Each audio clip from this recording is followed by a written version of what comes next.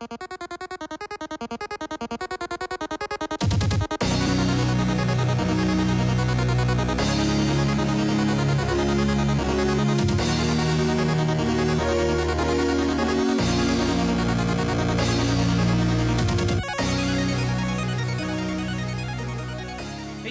and welcome back to another One of Everything Wednesdays. I am your host, MrBevers. That's right, we're back with Koros Games, located in Orangeville, Ontario. They had about 40 unique booster packs that were in English. They had more that were foreign, but I didn't purchase them. I tend to stay away from the foreign packs when I'm doing the One of Everything series, just because I know my patrons don't necessarily want to get cards that they can't read. And if you're curious about what I'm talking about, is all the cards that I open out of this series that are over $1 or more go into the Patron Pile. Those cards all then get given away to my patrons each month. And by that I mean each month, each patron at an $8 tier or higher get a pull from the Patron Pile. One pull. So one card a week, or one card every month to each patron. So every patron gets one. It's not a matter of who gets, this month it's only these 5 people, this month it's only those 4 people, whatever. Everybody gets one. It's one of my favorite things to do is give away the cards to the patrons. I really enjoy it, and I hope they do too. I'm just going to get this set up here. We'll put up the prices. Where are we here? This one. There's our little white box there. Look at that. What a beauty. And so we've got our 10 packs in this little box that we're going to cover this week. This one here is all the other stuff that we've got going on for following weeks. So we'll put that off to the side over here. You can all see this right there. That is a revised pack. There it is. And yes, I'm opening it. And yes, anything of value from it is going into the Patron Pile, even if we open up a dual land. Even if we open up a dual land. So there could be a dual land in the future. I somehow doubt it, but it could be. Could be. So today we're going to be doing Theros, Emison Restored, Mirrodin Besieged Mirian Faction Pack, Scars of Mirrodin, Eventide, Planar Chaos, Cold Snap, Dissension, Guild Pact, and then Saviours of Kanagawa. So let's get right into it. I've got my handy dandy price lists over here on the left side of my screen. So I know in Theros we've only got one common to look for, and that is Gary. Haha, Gary. No Gary. And if you're wondering what I'm talking about the Grey Merchant of Asphodel. It's a black common. That is the one that's like, drain life from them for every black mana cost you have. It's the Devotion black. In the uncommons, we only have one in Theros that is worth over $1, and that's the Burnished Heart. And we got the Phalanx Leader here. This card was great in the Heroic deck back in that time frame. Ordeal of Perforos, also very good. And Coordinated Assault was very good at turning on your Heroic cards. And our rare is a Reverent Hunter. Do we have a foil? We have a foil. Foil Fanatic of Mogus. Alright, cool. Reverent Hunter, not so much. Let's check what this Fanatic of Mogus is going for. We'll change it, of course, to the foil version. There it is. Click the button. 74 cents. Not bad for a foil. And of course we've got an island and a golem token. Who knows? Maybe sometimes the tokens are worth money. 58 cents. It says it's a Judge promo token. It is not, in fact, a Judge promo token, just so that we're clear. It is, in fact, a token just from Theros. So next up, Emison Restored. Emison Restored doesn't have any commons worth over $1. In fact, the highest priced common in this set is only 50 cents. So if you're wanting to build an Emison or like a original Innistrad block cube, Emison's a good place to start because you're going to get your commons for super cheap. So let's just take a quick peek here at the commons. There's not much here. Grave Exchange is a cool card. All right, there's our commons. Then there's in the uncommons, there's only one, and that's Blood Artist. We all know Blood Artist. It got reprinted a bunch. Aggravate. Triumph of Ferocity, Tormentor's Trident, so we didn't hit the Blood Artist, but that's okay. And our rare is a Deadeye Navigator, which is actually a pretty nice rare. This rare sees quite a bit of play in Commander and things like that. It's 5/5 for 6, that's Soul Bonds, and then it has pay 2 to exile this creature, then return it to the battlefield under your control. Basically lets you bounce, which is pretty cool. So the Deadeye Navigator is like, yeah, $5. Not too shabby. We'll add that to the patron pile. And then, of course, we've got a human token and a plains. All right, next up. So what they did when this set came out is they released 2 faction packs. One for the Mirian faction and one for the other faction. Phyrexian pack? I believe that's what it was. And these were just like cards from, I believe, Mirrodin Besieged and Scars of Mirrodin. And they just had like cards from both sets, I think. So like right now we've only seen Mirrodin Besieged cards so far out of here. But I think you could also get Scars cards out of these packs as well, if I'm not mistaken. So there are a couple commons here that we can look for. Oh no, there's only uncommons in this set that are worth over $1. So let's just like take a quick peek here at the commons and see. I can't remember, like maybe this is all just Besieged, which it sort of looks that way. Called Dotha, Flame Fiend, and this is, so the Go for the Throat and Plague Mirror are the 2 that you're looking for in Mirrodin Besieged. Goblin War Driver, and a Brass Squire. I loved this card back when this set was out. I played this card a whole bunch in my, like, White Weenie decks to essentially equip, like, big, huge, derpy equipments onto things for free. It was great. Lots of fun. And we hit a mythic here, Hero of Oxid Ridge. I don't think it's like super pricey in the aspect of mythics or anything like that. Yeah, it's a 69-cent mythic, but it's still a mythic, so we'll take it. And we got a golem token, and I think we've got a foil here? Do we have a foil? I think we have a foil. Yeah, we've got a foil Videlkin Infuser. So we'll put that off to the side here, and we'll change that up to a foil. Let's change you to foil. 25 cents for that foil. And now we're on to Scars. Scars of Mirrodin. It feels weird, but also not really weird. It just flipped open really easily. Whereas like the newer packs don't really do that. Some of the older packs definitely do. So we're in Scars now. In Scars, we don't have any commons of note. But we do have a bunch of uncommons of note, so let's just kind of do a quick peruse through here. I think the only common in here was, like, the Iker Mirror. Is that the one? I think it is. But in the uncommons slot, we're looking for Exsanguinate, Grafted Exoskeleton, Liquid Metal Coating, Memnite, Iker Rats, Throne of Geth, and Contagion Clasp. So Thrumming-Bird, not so much. Necropede, not so much. Throne of Geth, though. There you go. It's like worth about $1. Just over $1. And our rare, Kemba, Ka Regent. This card's actually not that bad. So 75 cents this says. Goldfish says $1. I mean, I'll double check it and just make sure. Kemba coming in at 28 cents. It's an interesting card. I played it a bunch in my White Weenie equipment decks back in that set because it makes cats, right? So there's just a rules card there for us for Infect.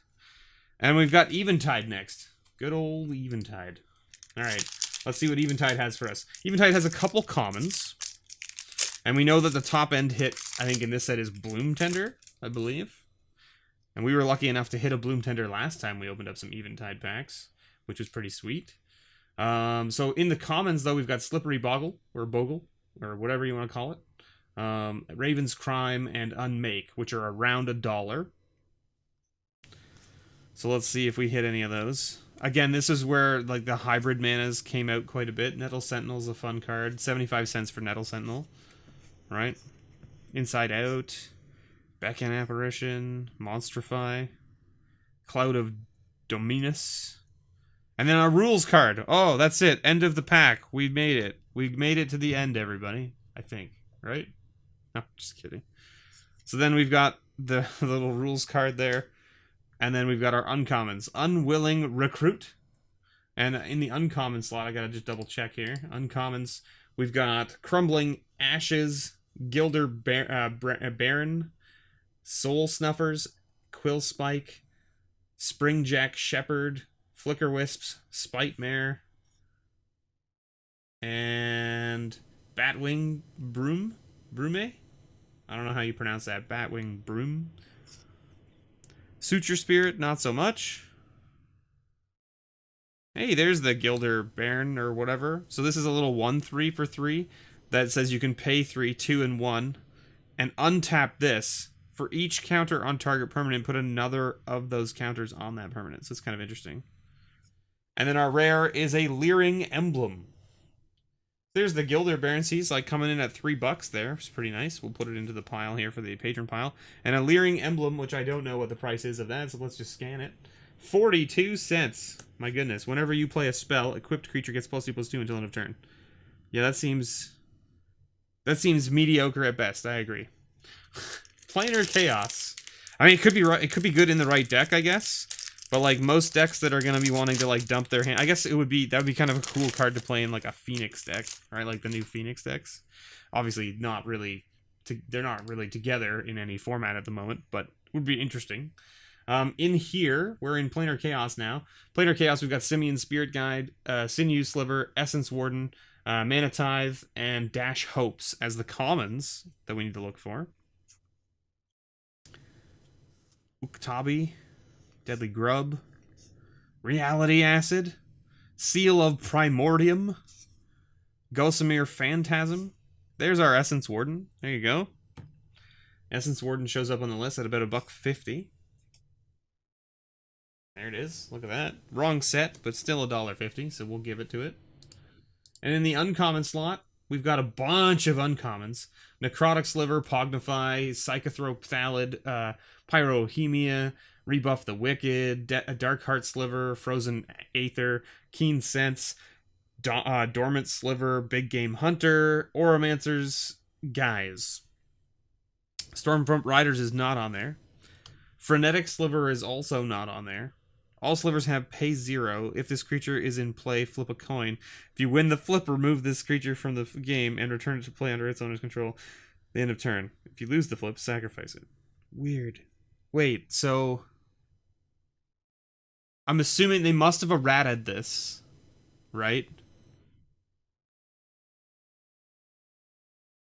No, I guess they can't, because you activate it and then you have to finish it, right? You can't activate it in response to losing the flip, basically, right? And that's what I was thinking. I was like, wait, you could just activate it in response to losing the flip and then see if you get to bounce it instead of sacking it? No, it doesn't work that way. Harmonize. So here's the original copy of Harmonize before it got reprinted, right? It was color shifted, right? That's what this was all about. And then we got Korvax, Ascendant Hero. Nice legendary Human Lord for 6 mana, 4/4. Other white creatures get +1/+1. Non-white creatures get -1/-1. Pay 2 life, return it to its owner's hand. So it's got a little bounce mechanic. $1.26 there. So there you go. Another card to add to the patron pile. Pretty sweet. Pretty sweet. And it's a nice legendary. Mono white. Who doesn't want to build a mono white commander deck, right? Where you can essentially make everyone else's creatures smaller and make yours all bigger, right? We're on to Cold Snap next. Snow-covered island right on the front. Okay, snow-covered island right on the front. Coming in at about $1 something, right? There it is, $1.76. So we're looking for Skred, Boreal Druid, Rite of Flame, and that's it for the commons.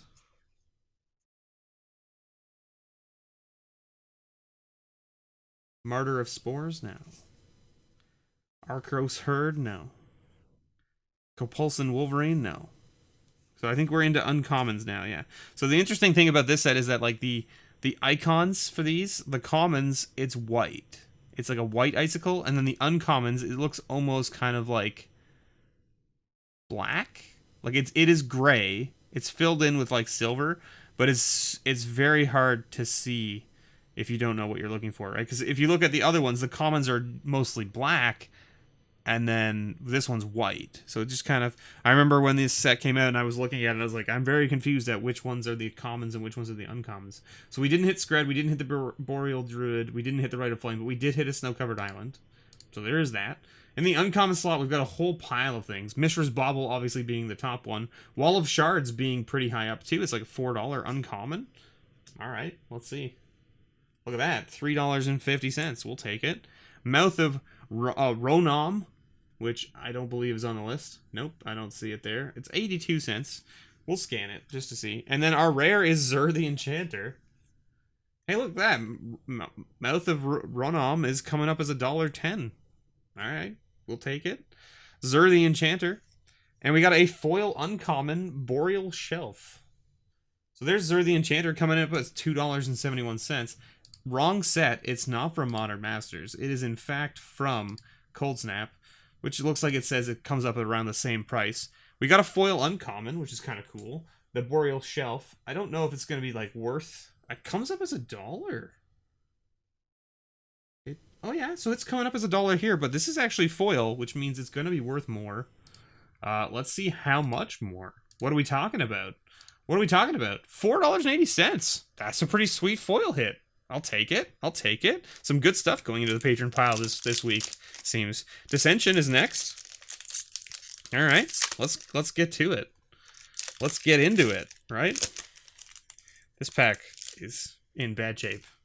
That pack is in bad shape. All right, what do we got here? In the commons, we got Utopia Sprawl, Rakdos Signet, Azuria Signet, Psychotic Fury. There's a Psychotic Fury coming in hot at $1. Ooh, 77 cents. It's close.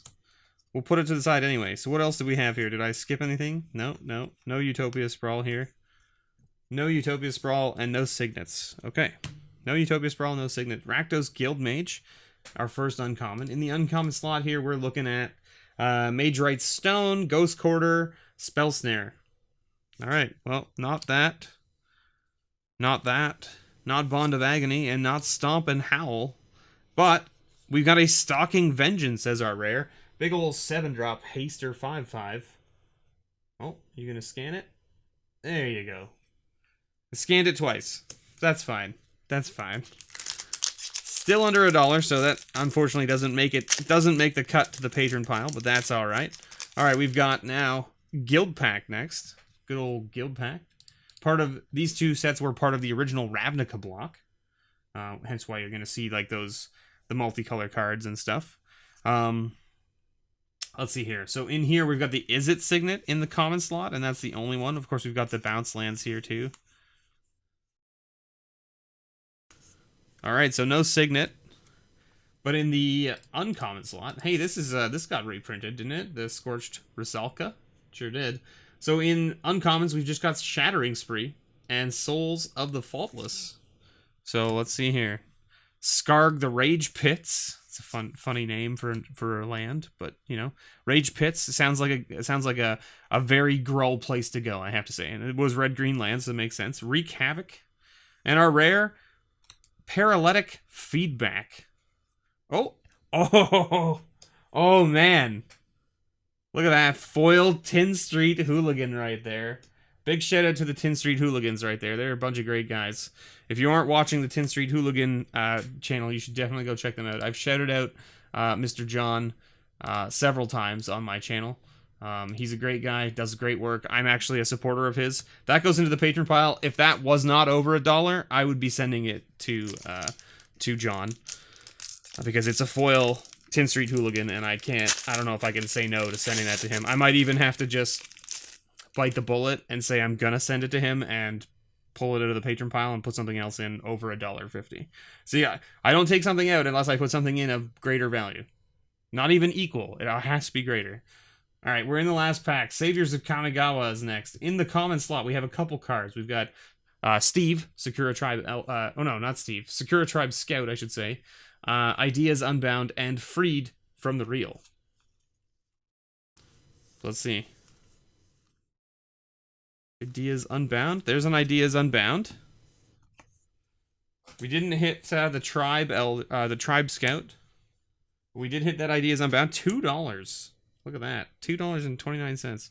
And then in the uncommon slot, we've got only 3 cards. An Naginita, Footsteps of the Goryo, and Manriki Gusari. Manriki Gusari. Good old Kamigawa. This is the biggest thing that people talk about with Kamigawa is the names were almost impossible to pronounce. And our rare is a Choice of Damnations. Ooh, and we got a foil. There we go. Another foil. We hit a lot of foils this week. There you go. Choice of Damnation is going to make its way to the patron pile. Pretty sweet. Pretty sweet. And that's a foil Kitsune Dawnblade. I don't think it's going to change too much, but it's still cool that it's foil. 39 cents. Nothing super exciting there, but there you have it, everybody. I know this was a long haul for 10 packs, 20 minutes. That's 2 minutes a pack. That is way too long in my opinion, but hey, we had fun talking about it, or at least I did. Hopefully you did too. Thanks so much for watching. Don't forget to go check out Koros Games. Link below in the description if you want to check out their product. They had a sealed box of English Legends on the shelf, as well as a whole sealed box of Revised, as well as an open box, and they had a sealed box of the Dark, I believe, as well. So, you know, they've got stuff, and they had some old fat packs too, which was kind of cool. So check them out, and thanks so much for watching. As always, may your pulls ever be better.